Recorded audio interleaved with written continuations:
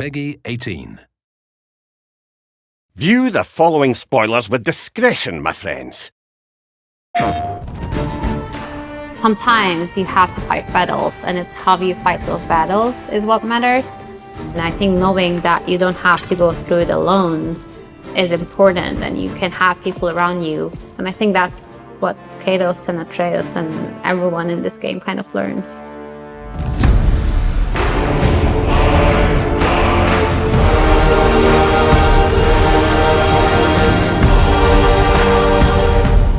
My name is Göksu. I am the AI lead and the narrative tech design co-lead on God of War Ragnarok. My name's Connor Radding-Bland. I'm a narrative animator here at SMS. I'm Andrew Loyola, or Aloy, as some of my coworkers know me as, and I'm a QA lead on God of War Ragnarok.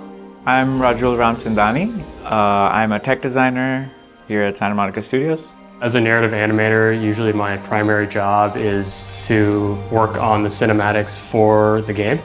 My primary responsibility is to manage the test coverage that goes into a game of its size. I'm a technical designer, and what that entails is that we end up working on set pieces, little character moments around the level, gameplay mechanics. It almost feels like we are building a puzzle together, but we are also building all the pieces from scratch.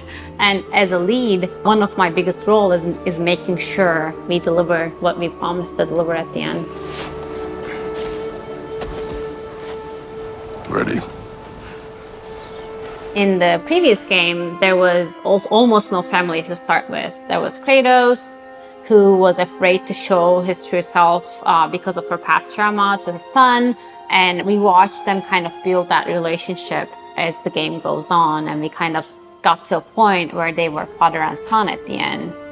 In this game, we've explored a lot about Atreus figuring out who he is, but he can't really do that without the people around him. It starts with just Kratos and Atreus, and as they build their relationship, as they are becoming this duo of who's always there for each other, they also bring in other people. They bring in Mimir, they bring in Brock and Sindri, and it's not just them. Like, as you go through the game, you see the Freyr 5, you see the Odin and his family.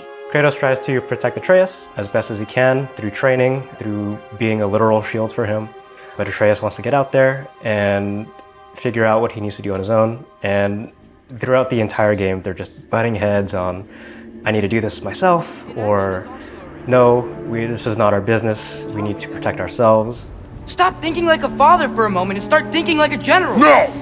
Odin's giving relationship probably is what attracted Atreus to work with him in the first place, despite knowing that Odin is the cause of many of the troubles of all of his other friends. Feel free to come and go. Take what you need, poke around as you please. You're not my prisoner. And more importantly, I'm not your father. Odin is more hands-off. Odin kind of sends him on missions, and he lets Atreus go out and about. I just wish Atreus were not so restless. That separation and Atreus being away for a while kind of also allows Kratos to learn that sometimes being overly protective is not always good. You need to give some space to your kids so that they can figure out who they are. And I think that's a very good change for Atreus in the beginning, because he feels like this is someone, letting me do my own thing. But we kind of figure out later on that Odin is only warm up until a point when your usefulness has run out. And that's when we see his true colors, and Atreus kind of realizes that everything that Odin has given him, while maybe useful, is a facade. Thor was really great.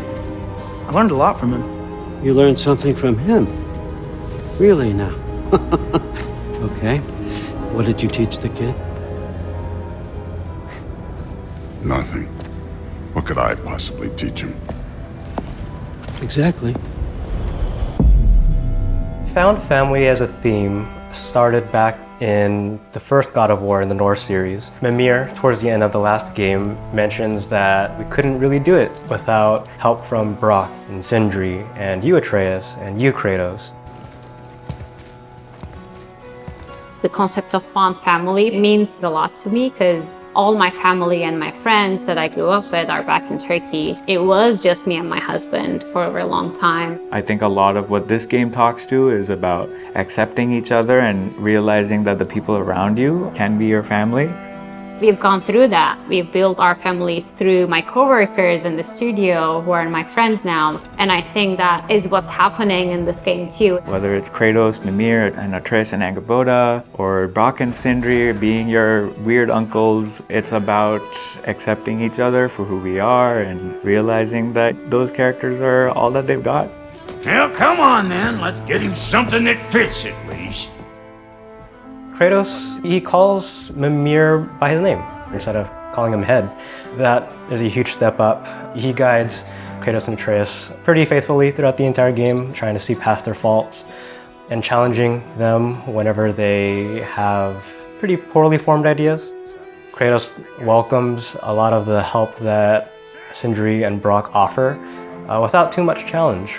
There's that found family and the growth of trust that we see throughout the entire game, a lot more than we did on the first God of War in the Norse series. Well, don't go getting too cheery about it. But with how Atreus' relationship is with Kratos in the beginning of the game and kind of how it develops in the first half, you start to notice that Atreus and Sindri become close.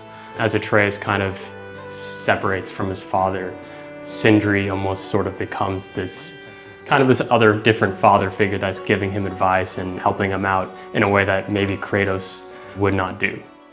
As Atreus and Sindri form a strong bond, Kratos and Brock actually get to build a bond together. I find that pairing interesting because I think you get to learn a lot about Brock. Sindri and Brock, they're separated for pretty much most of the game, and then coming into God of War Ragnarok, they're together and they sort of let go of their past quarrels, and you really get to see that they've built a strong relationship. You mean we combine it with... That's right. And then when it'll go... Damn you, that's brilliant. Very well. The realm between realms is where Brock and Sindri live, generally a safe haven for Kratos and Atreus. Player agency is something that we really care about in the Realm Between Realms, whether it's getting a side quest from Ratatoskr or just accounting for the various player behaviors. When you walk close to a companion that's hanging around in the house, whether it's the shop or Brock or Tyr just hanging around waiting for his food or Atreus sitting in his room. We want you to feel like you've stumbled upon specific character moments. This place is great, Sindri. You built it all yourself? You know it. Showing their personality as much as possible in these spaces to the player. So the animation teams kind of have to make sure that what they do is very much in character, breaking everything down and thinking in very much detail and making sure we have the tech to do so. Being locked up for so long, you forget how much joy lives in the little things. Another relationship that I think is interesting is the relationship between Kratos and Freya. Last game, you see them build this relationship and you even see Atreus look up to her as almost a mom. Now, beginning of this game, you have a very angry Freya chasing you. But through the course of the game, you kind of see them work through that and mend broken relationships and kind of come back stronger. I do not regret saving your life, and never will. But the choice between life and death should have been yours to make. I should not have robbed you of that choice.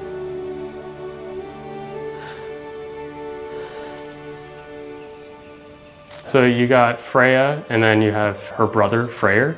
You sold my sister to that prick. We broke it a piece. Oh. Did you now? Where is it? The key element between those two is when Freya left to be with Odin, they separated. Freya, as we know from the previous game, went to go marry Odin as a potential solve to the Aesir-Vanir War, and Freyr was left to pick up the pieces. On one hand, Freyr was dealt a bad hand. He wasn't a natural leader like Freya was, and kind of blamed her for a lot of the hard times that he fell upon. Both of them thought they were trying to do the right thing, and the other thought that it wasn't the right thing to do. In this game, you kind of find out that Freya felt abandoned by Freyr, and you get to see those two come together and be a strong family again. Abandon you? Oh, Freya. I mourned you.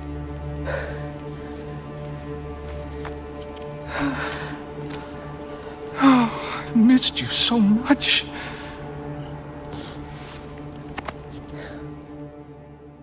Like how Kratos and Atreus rely on their found family throughout the entire game, the people and development team at Santa Monica Studio, we're all there to support each other and really make the best game that we can make. I've had to move across the world essentially to a different country, and you end up being away from family a lot of the times, and your friends become your family. I think that's something I've hopefully have helped relate in the game as well. You know, I've really grown to love the narrative animation team here. It feels exciting in that we're all kind of coming together to create this awesome game.